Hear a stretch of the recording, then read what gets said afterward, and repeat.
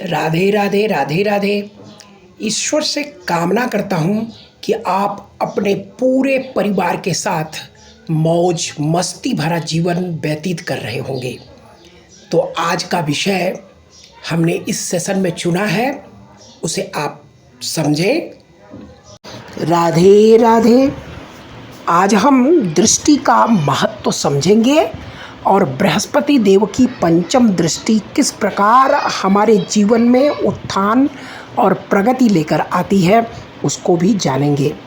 बृहस्पति की दो दृष्टियां हैं, पंचम, नवम, सप्तम सभी लोगों को मिली हुई है, इसलिए बृहस्पति को प्राप्त है। बृहस्पति सौरमंडल में सबसे बड़ा ग्रह है और यह एक प्रकार का आकाश तत्व को गवर्न करता है। आकाश तत्व यानी हम स्पेस प्रदान करें किसी को अपने पास आने के लिए, उसके अंदर एक जुड़ाव उत्पन्न करें। यानी अगर हम स्थान देंगे किसी को बैठने के लिए तभी तो वह व्यक्ति हमारे पास बैठेगा। अगर हम स्थान ही नहीं देंगे तो कोई हमसे कैसे जुड़ेगा।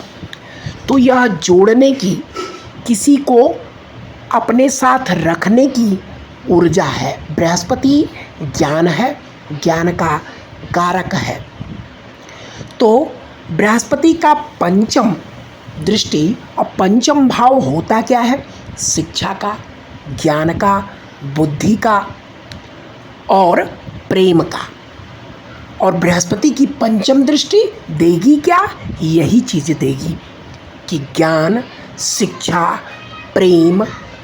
तो जिस भाव पर पंचम दृष्टि जाती है उस भाव के व्यक्तियों को, उस भाव से संबंधित फलों पर बृहस्पति का असर प्रेम का, बृहस्पति का असर शिक्षा का, बृहस्पति का असर आदर्श का होता है।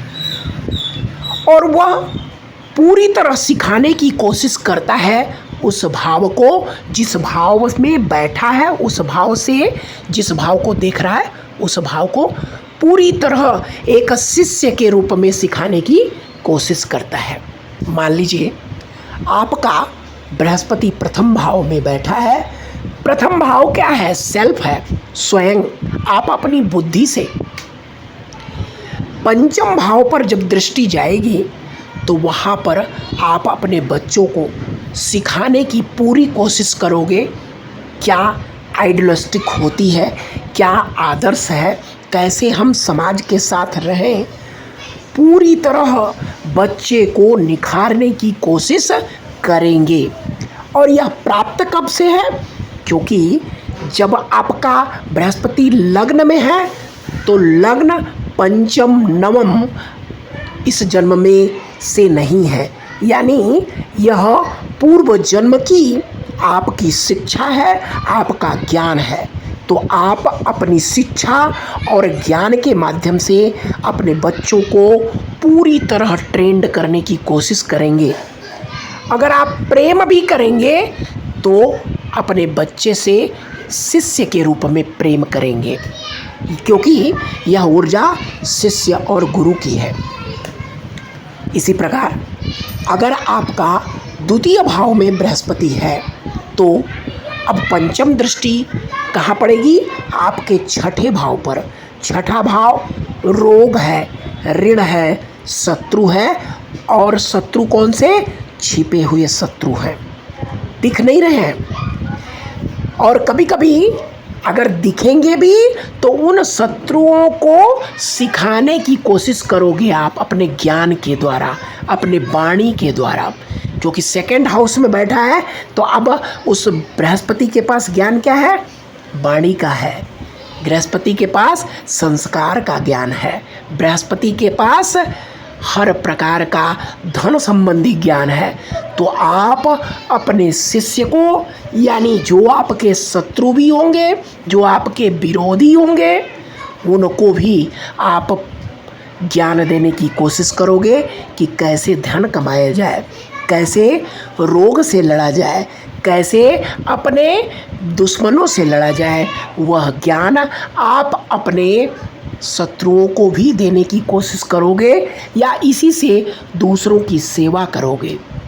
तीसरे भाव में बृहस्पति है, तो अब पंचम दृष्टि सप्तम भाव पर आई, यानी अपनी पत्नी, अपने पार्टनर, अपने पति को एक शिष्य के रूप में सिखाने की कोशिश करोगे, उन्हें परामर्श दोगे और जो अगर वो लोग आपका परामर्श मानते हैं तो निश्चित ही आगे बढ़ेंगे।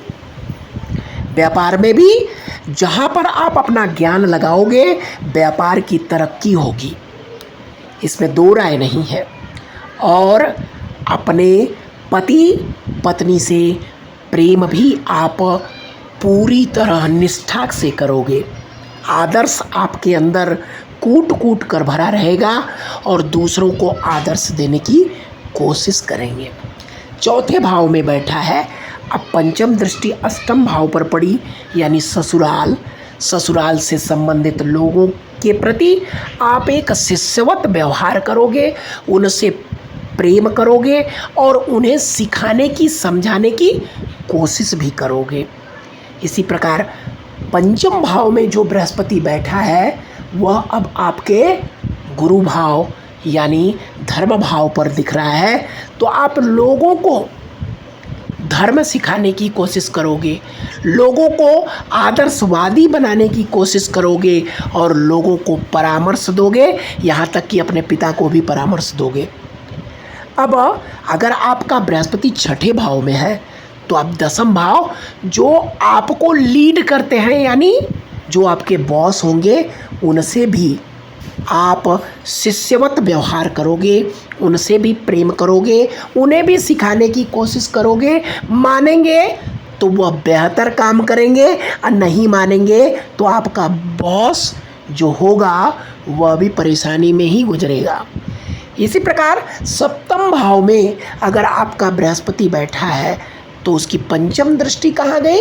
एकादश भाव, लाभ, अपने मित्रों को, सोसाइटी में आप बहुत ज्ञान दोगे। इसीलिए लाल किताब में सप्तम भाव के बृहस्पति को क्या कहा गया है कि आप घर में मंदिर बड़ा न बनाएं। कारण क्यों? क्योंकि आप दिन रात मंदिर में ही लगे रहोगे तो परिवार का ध्यान कब दोगे?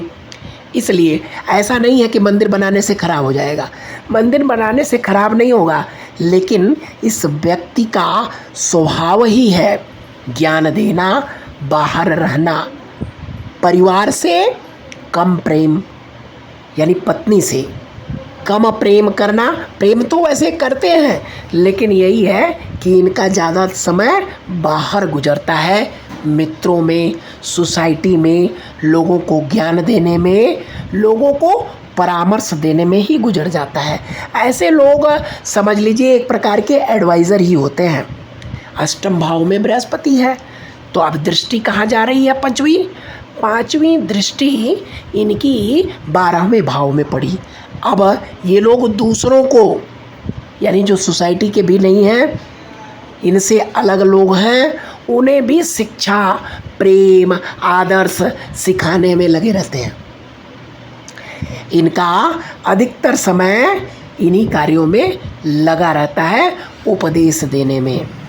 नवम भाव में बृहस्पति है तो पांचवी दृष्टि लग्न पर पड़ी। अब ऐसे लोग स्वयं को ही सिखाते हैं, यानी अपने ज्ञान को ही अपने ज्ञान के माध्यम से काटते हैं और स्वयं ही सीखते रहते हैं, स्वयं ही ज्ञान लेते रहते हैं। और ये लोग अच्छे ज्ञानी, संस्कारी, एक प्रकार के पुजारी जैसे लोग होते हैं और इनका जीवन धर्म कर्म में ही लगा रहता है। दसम भाव का बृहस्पति दृष्टि सेकंड हाउस पर पड़ी तो यह अपने परिवार को, अपने कुटुंब को ही शिक्षित करना, उनसे प्रेम करना, उनके साथ परामर्श करना, यानी एक प्रकार के बॉस बने रहते हैं। और 11वें भाव में बृहस्पति है तो इसकी दृष्टि आपके 7वें भाव पर पड़ती है तो ये लोग भी तीसरे भाव पर पड़ती है तो ये लोग एक प्रकार के उपदेशक या टीचर के रूप में प्रसिद्ध होते हैं और टीचर ही बनते हैं।